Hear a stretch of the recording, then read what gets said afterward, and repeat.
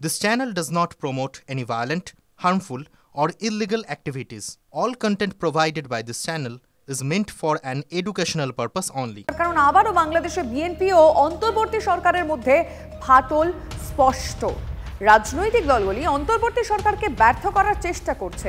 উপদেষ্টার মন্তব্যে তীব্র প্রতিবাদ বিএনপির মহাসচিব মির্জা ফখরুলের। দয়া করে রাজনৈতিক দলগুলিকে প্রতিপক্ষ বানাবেন না। এই সরকার ব্যর্থ হওয়া মানে জনগণ ব্যর্থ হয়ে যাবে। মেপে কথা বলার দরকার উপদেষ্টার। হুঁশিয়ারি বিএনপির মহাসচিবের। বাংলাদেশের পরিস্থিতি ঠিক কোথায় গিয়ে দাঁড়িয়েছে দেখুন যে বাংলাদেশে এখন ভারত বিদ্বেষী তাদের মধ্যে খেয়েই বেঁধে গেছে। ঢাকার মসনদ নিয়ে গৃহযুদ্ধ শুরু। ইউনূস শিবির বনাম বিএনপি জামাত বাগযুদ্ধ। এক চোরকে সরিয়ে আরেক চোরকে এনেছি। ইউনূসকে আক্রমণ বিএনপি নেতার। এখনই ভোট চাই দাবি বিএনপি জামাতের। রাজনৈতিক দলগুলোকে তুলোধনা উপদেষ্টাদের। আগে সংস্কার পরে ভোট দাবি ইউনূসপন্থীদের। আওয়ামী লীগের প্রাক্তন কেন্দ্রীয় সাংগঠনিক সম্পাদককে কুপিয়ে খুনের চেষ্টা। সিলেটে মিসবাউদ্দিন সিরাজকে অপহরণ করে তার উপর দুষ্কৃতীরা হামলা চালায় বলে অভিযোগ। মুক্তিপণের বিনিময়ে গুরুতর আহত মিসবাহকে উদ্ধার করে পরিবারের লোকজন। জানা গিয়েছে মিসবাউদ্দিন 5ই আগস্টের পর থেকে সুবিদ বাজার এলাকায় একটি জায়গায় আত্মগোপন করেছিলেন। দিনের বেলায় নিজের বাড়িতে থাকলেও রাতে সুবিদ বাজার এলাকায় থাকতেন। প্রতিদিনের মতো বৃহস্পতিবার রাতেও অটোরিকশায় করে ওই বাড়িতে ফিরছিলেন তিনি। সেই সময় অপহরণ করা হয়।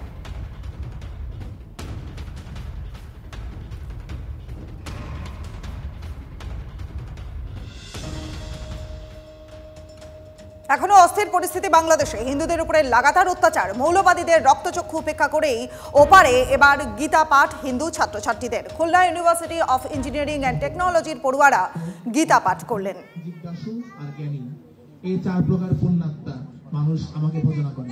তাদের মধ্যে নিত্যযুক্ত অনন্য ভক্তি বিশিষ্ট জ্ঞানী শ্রেষ্ঠ, কেননা আমি জ্ঞানের অত্যন্ত প্রিয় এবং সেও আমার অত্যন্ত প্রিয়। यदा भूत पृथक् भावम् एकस्थम् अनुपश्यति तथा एव च विस्तारम् ब्रह्मा सम्पद्यते तदा। গীতার 13 অধ্যায়ের 31 নম্বর শ্লোক। এর অর্থ হচ্ছে, যখন তত্ত্বদর্শী সাধক পৃথিবী আদি ভিন্ন ভিন্ন ভূত নিয়ে এক পরমাত্মায় স্থিত এবং সেই পরমাত্মা থেকে ব্রহ্মাণ্ডের বিস্তৃতি জানতে পারেন। গীতা পাঠকে কেন্দ্র করে বিজেপি নেতা দিলীপ ঘোষ তিনি কি বললেন শুনুন। এর অর্থ হচ্ছে, যদি একদিকে কট্টরতা বাড়ে তো স্বাভাবিক অন্যদিকেও তার রিয়াকশন হবে।